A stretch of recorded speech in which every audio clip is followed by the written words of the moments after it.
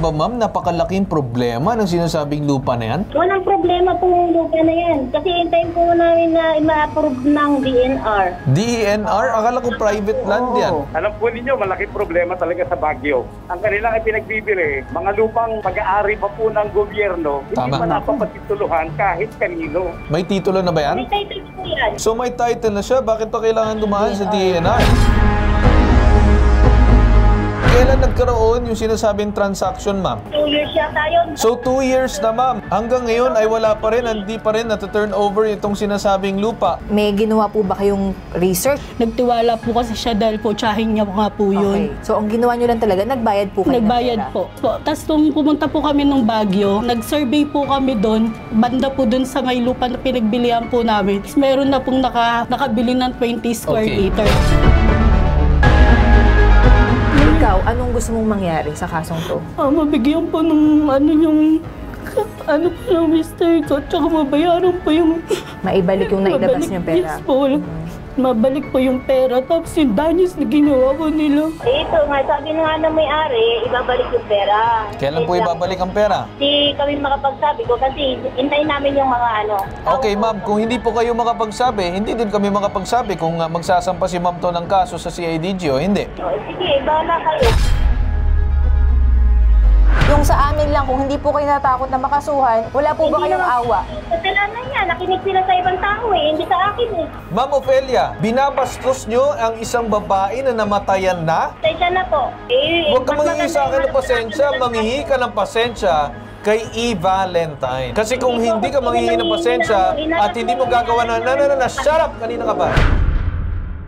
So si Miss Ofelia po ay nag-offer sa inyo ng lupa? Yes po. Tama? Ito po bang lupang to sa kanya o kilala lang niya may-ari? Ano pong kwento? Kilala niya lang po yung may-ari, kumbaga siya lang yung kinatawan para magbenta po ng lupa. Okay. Yung Ngayon, may-ari po ng lupa is si Erlinda Javier po. Okay. So, sino po ang kinausap ni Ofelia para bilhin ng lupa? Ikaw po ba o yung kinakasama ninyo? Yung kinakasama ko Kasi po. kamag-anak po Yes niya. po. Ano pong balita dun sa lupa? Paano naibenta sa inyo? Through online po sila nag-contact ng asawa ko kasi nasa ibang bansa po kasi siya. Okay. Tapos ngayon, nung 2022, yun po, nagkasundo po sila na bilhin po yung hulugan po within 3 months yung lupa sa halaga po ng 370,000. Okay. Linawin natin, ma'am. Nasa ibang bansa po kayo parehas. Nandito na po ako nun sa Pinas. Na-check nyo po ba? Kasi mahirap magbili-bili ng mga lupa, ma'am. Dapat yan, may documents, may titulo. May ginawa po ba kayong research or assignment lang bago bilhin yung lupa? Actually po, nagtiwala po kasi siya dahil po tsahin niya nga po yun. Okay. So, ang ginawa nyo lang talaga, nagbayad po kayo ng pera? Nagbayad po. Tas Ano may mga pangako sa inyo? Pag nagbayad yung pera, anong mangyayari dun sa lupa? Ayun nga po, inaasikaso nga daw po yung deed of sale ng lupa. Pero Okay. hanggang ngayon, nung nakabayad na po yung kalibing partner ko, hanggang nawala na po siya, hindi pa rin po naayos po yung sa lupa po. Nabisita nyo naman po yung lupa? Yes po, pumunta po kami doon nung October po. Pumunta po kami ng kalibing partner ko. So ngayon, pumunta po kami ng barangay. Sabi po ng barangay, makipagkasunduan po doon sa may-ari po ng lupa. Yun nga po, nakipagkasunduan po kami. Pumunta po kami sa bahay ng... Yung totoong may-ari? Yes po, Okay. pumunta po kami sa totoong may-ari. Naggawa lang po sila through sulat ng kamay para po na magbabayad daw po sila kapag po nakatanggap daw po sila ng pera. Pero nung nabalitaan po namin na wala naman po pala silang matatanggap na pera. Anong ibig mong sabihin? Nabili nyo na yung lupa Hindi ko naintindihan bakit may kailangan pang matanggap na pera. Kasi po ma'am, yung naka-ano po kasi yun, naka-mother title. So yung ibang lupa po kasi, meron pa po silang pinagbentahan. Okay, ibang parte o mismong yes lupa po, yung nyo? ibang parte po ng lupa. Okay, so doon nagkakaroon ng conflict Yes na po. mukhang naibenta sa ibang tao, yun po ba? Yes po. Tapos nung pumunta po kami ng Baguio, nag-survey po kami doon, yung 50 square meter is, kumbaga, yung 20 square meter po doon, may nakabili na po. So ngayon, bago po ibenta sa asawa ko, nabenta na po sa iba. Okay. Ito namang kausap mo na sinasabing tiyahin, nagkaroon ng problema yung lupa dahil magulo. Mukhang marami Opo. nagsisipasukan. Ano naman ang naging usapan ninyo ngayon? Bakit hindi pa rin naibabalik yung sinasabing pera or kung ano man bakit hindi pa rin na-turn over yung sinasabing lupa? Sabi po kasi ng tiyahin niya, ang sabi po nung may-ari is magbabayad lang po ng 50,000 itong February, So, ang barangay. ibig sabihin ba nun, i-refund na lang yung payment nyo sa Yes po, pero- Kakancel nyo na yung transaction, ibabalik sa inyo yung Yes po, pera. kasi marami nga pong problema Pero yung initially, lupa. 50,000 muna. Yes po, ma'am. Pinirmahan, so hindi Madali. nagkasundo sa barangay? Hindi po nagkasundo. Pumunta po yung mister ko sa CIDG. Sa CIDG? Yes po, Parang Cavite. gustong mag-file ng reklamo Yes ng po. asawa mo doon sa CIDG. Yes Sino po. daw pong irereklamo? Yung tsahin niya po, Yung tsaka yung may-ari po. Okay. Nung pumunta kayo ng Baguio, nabayaran nyo na ba? Hindi pa nabayaran? Nag-i-explore pa ba kayo nung sinasabing lupa? Bayad na po, Bayad sir. na. Bayad na. So, binayaran nyo muna bago nyo nakita yung tao? yes po, sir. Alright. That's my question there. Bakit? Kasi kapag ang tao, for example, sino ang nag-refer sa inyo doon sa mismong pinagbayaran ninyo? Di ba si Tsahin? Yes po. So kung si Tsahin, hindi pa ipinakita itong isang tao sa inyo at nagbayad na kayo, pinagbayaran nyo si Tsahin. So kung may dapat na mananagot, which is itong nag-middleman sa inyo, itong Tsahin. Tama ba ako, Dean and Kate? Kasi yun ang katransaction Yes yun. Sa po. totoo lang, hindi nyo pa Oo. nami-meet yung tao. Nung lumapag na lang kayo ng Baguio, doon nyo Saka pa lang nyo lang na-meet. na- Kumbaga, Yes po. binili nyo ng bulag kayo, ma'am eh. Yes. Tama? Yes. Tsahin nyo lang ang kausap. Yes. Ma'am, meron tayong masamang balita. Tama po. Yung partner nyo po is wala na. Yes po. Okay, so ito pong tsahin na pasensya naman kailangan ating banggitin kasi yung tsahin na binabanggit natin, tsahin to ng partner mo. Okay po, hindi nyo po to tsahin. Yes po. Sa ngayon po, kamusta na yung reklamo? Kasi may nabanggit kang CIDG. Yes po. Nag-pursue ba sa CIDG? Yun nga po. Sabi po kasi ng CIDG, kumuha daw po ng salaysay yung mister ko. Hanggang sa hindi na po kasi siya natuloy. Dahil gawa po ng pabalik-balik na po siya na Baguio. Wala na po kami pera Okay, sige. pabalik. Okay, hindi ko na masyadong babalikan Yes ha. po. Relax ka lang din kasi syempre may condition ka. Nang- Ikaw, anong gusto mong mangyari sa kasong to? Mabigyan po ng ano po ng mister ko. Tsaka mabayaran po yung... Maibalik yung nailabas niyong pera. Yes po. Mabalik po yung pera. Tapos yung danyos na ginawa po nila. Mag-relax ka muna ha. Kasi nasa kabilang linya ata, Dean and Carl, yung tsahin ng partner ni ma'am. Si Miss Ofelia Lawi. Tama po? Yes Okay. po. Makakausap natin ngayon sa kabilang linya itong inireklamong Tsahin na si Ofelia Lawi. Magandang umaga po sa inyo. Ano po nangyari, ma'am? Hindi po talaga mato-turn over kasi nga po, ang sabi nila, ibabalik na lang daw po yung pera nila. Ito bago-bago po sila ng isip, kaya hindi namin alam kung anong talagang pwede namin gawin sa kanila. Nagpa-survey na kami. Siyempre, gumastos na rin kami pang-pa-survey. Siyempre, natural. I-schedule namin kung kailan Ang gusto nila, ibalik daw yung pera. Sabi ko, maghintay. Andito naman yung lupa nila. Pero ma'am, hindi pa natin masasabi na lupa nila kasi alam nyo ba ma'am, napakalaking problema ng sinasabing lupa na yan? Walang problema po yung lupa na yan. Na-subdivide na ba itong lupa na to? Sinusubdivide na po namin. Pwede naman po siya ipatitle. Kaso nga po, di ba sabi nila... Paano ipapatitle? Ano yung proseso ng papatitle, ma'am? Gusto ko lang matignan kung alam ninyo. Kasi hintayin ko namin na ma-approve ng DNR. DENR? Akala ko private land yan. Baka mamaya gobyerno pa rin ang nagmamayari niyan. Sino na nagmamayari niyan? Kasi usually dapat may titulo na yan. May titulo na ba yan? May title po yan. Kasi po isusubdivide po nga. So may title na siya. Bakit pa kailangan dumaan sa DENR? Kasi kailangan po dito sa Baguio, ipa-approve pa muna sa DNR tapos bago sa BIR. Okay, sige. Sabihin natin ganun ang proseso. Pero paano naman doon sa sinasabi natin pag subdivide? Paano sinubdivide? Kumuha ba kayo ng abogado para sinasabi natin magkaroon ng sinasabi extrajudicial settlement? Meron po kami abogado. Okay. So kailan nagkaroon yung sinasabing transaction, ma'am? 2 years yata yun. 2 years ago nangyari yung transaction na nagbayad na mahigit 370,000 itong mag-asawa noon. Oo. So 2 years na ma'am. Hanggang ngayon ay wala pa rin, hindi pa rin na-turn over itong sinasabing lupa. Hanggang ngayon mag-aantay pa rin sila hanggang sa masubdivide yung lupa. Sir, paano kami nag-aantay? Kasi nga, sila nga, sabi nila babawiin nila yung lupa. Ma'am, kung tutuusin mo ma'am, no, you're the one who's responsible dahil kayo po ang nag-middleman para po dun sa lupa. Matanong ko, sino ba ang nag-refer dito sa mag-asawa na merong lupa na ibinebenta dyan sa Baguio? Ako po. Ako nga gano'n sa kanya. Ikaw ang nagparating. Alright? Okay, sandali lang. So, ikaw nagparating ng impormasyon na merong sinasabing lupa na ibinebenta sa Baguio. And then, pagdating naman dito sa pagbayad ng mismong lupa, sino ang tumanggap ng pera? Ako po. Ikaw din. So, ikaw ang mismong kausap nitong sinasabing mag-asawa noon. Ang masasabi ko dito, ma'am, ay meron po kayong kaukulan na responsibilidad. Hindi nyo po pwede sabihin na may problema itong lupa na binili. Sila lang yung may problema. Meron kang problema dito po, ma'am. Ano nga magkakaproblema? Sila nga ang kausap nila, yung mga tao nagsusuhat.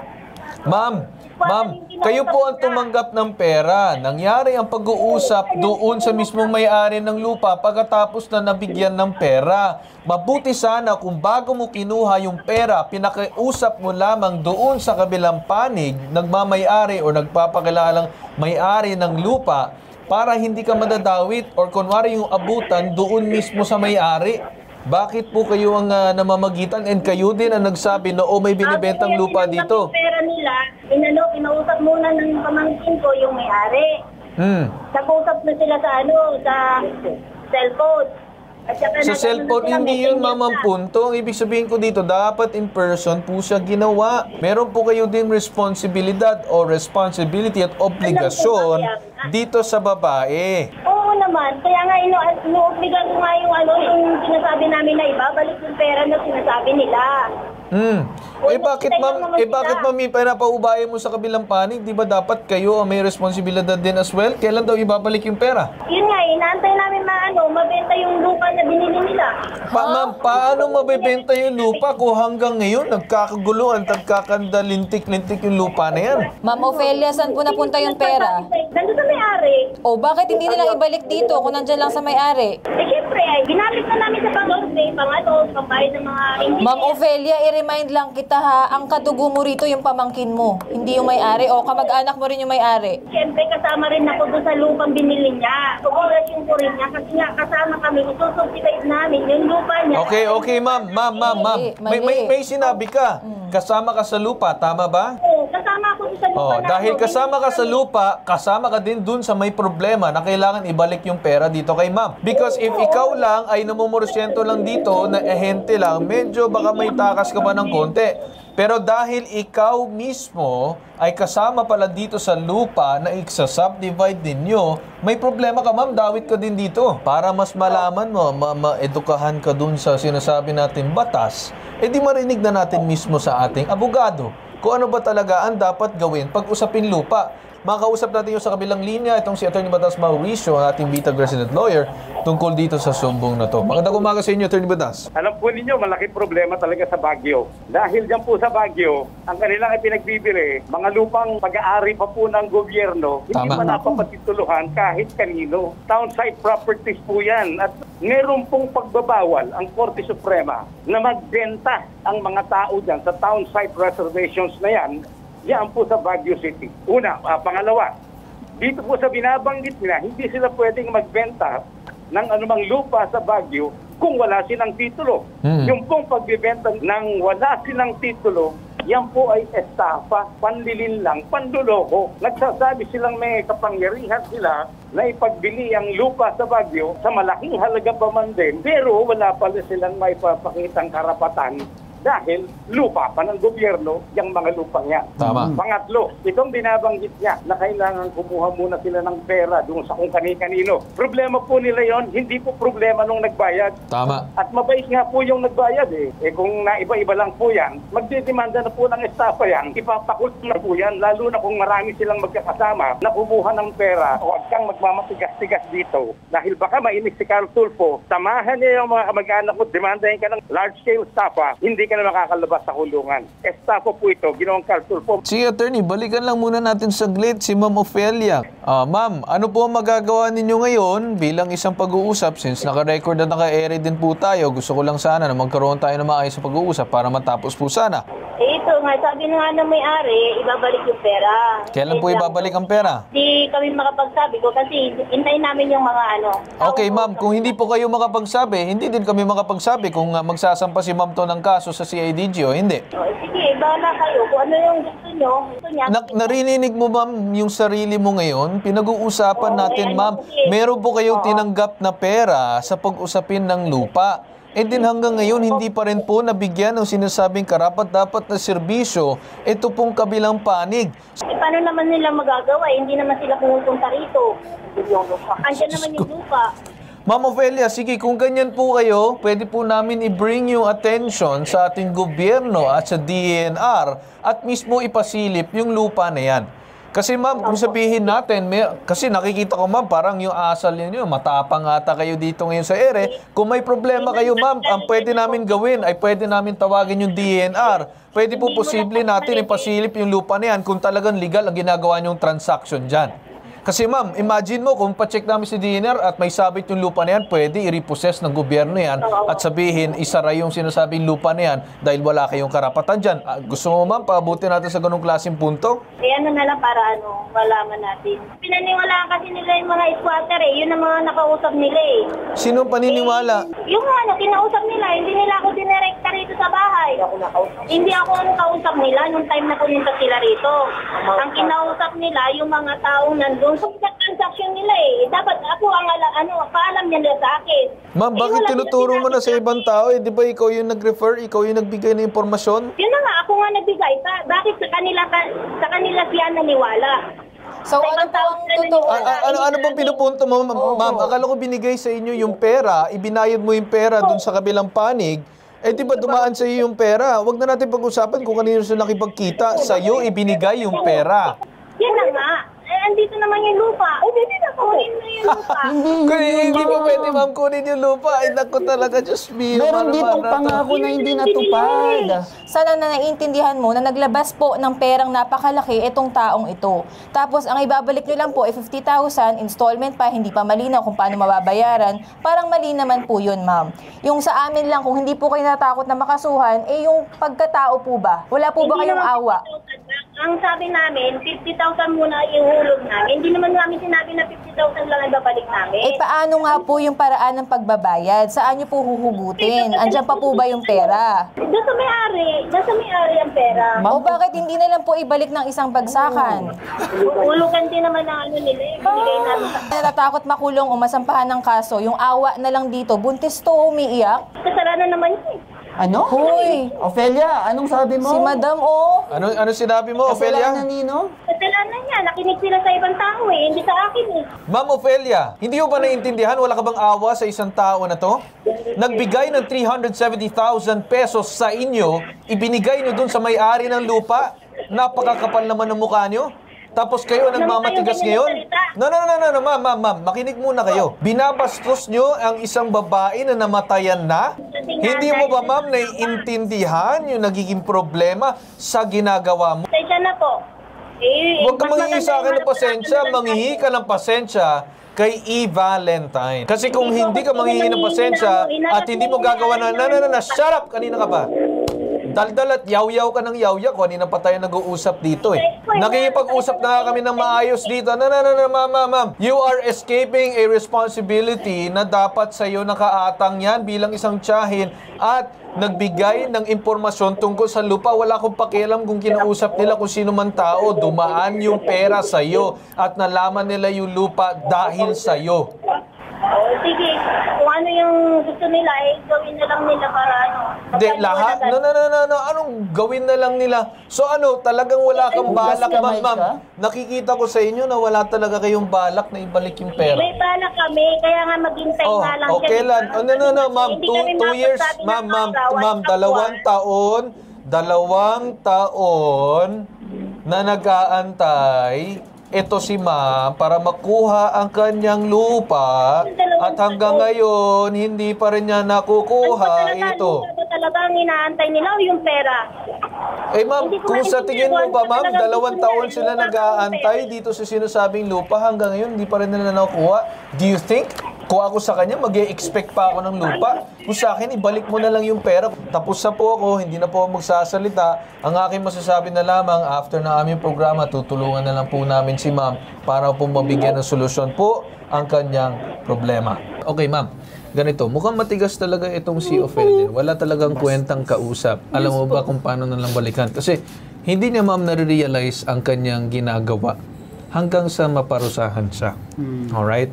So gawin na lang natin, after ng programa, tawagan din namin si Attorney Batas maybe we could probably ask for some assistance dito kay ma'am kung anong pwede niyang gawin na susunod na hakbang para bang ma-filean po ng sinasabing staffa. Pwede namin tawagan ngayon si ADG. Yes. And then we'll Mag-coordinate tayo. give you or ask them to give you special consideration dahil meron kang kondisyon Yes po. na hindi ka po pwede pabalik-balik. Alright? Yes So po, pwede sir. natin gawin na kung pa pwede, matawagan yung sinasabi dun sa Baguio para man magkaroon ng coordination from Maine to Baguio tungkol dun sa problema mo.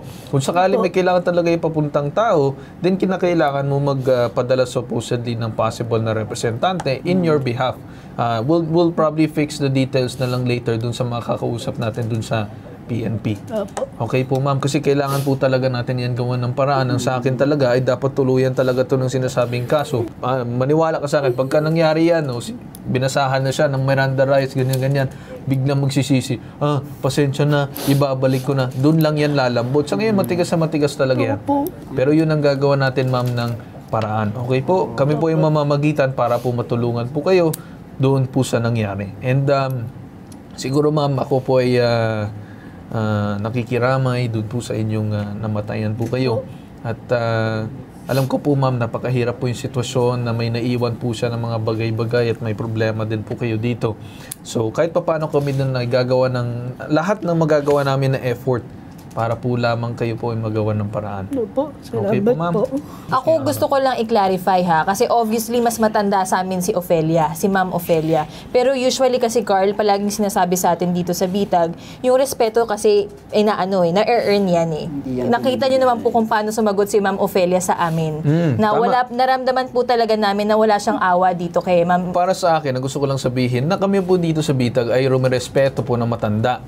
Pero naman kung kayo po ay hindi po magbibigay ng respeto doon sa mismong kausap namin or complainant, then doon po kami tatayo, doon po sa aming complainant na lumapit po sa amin.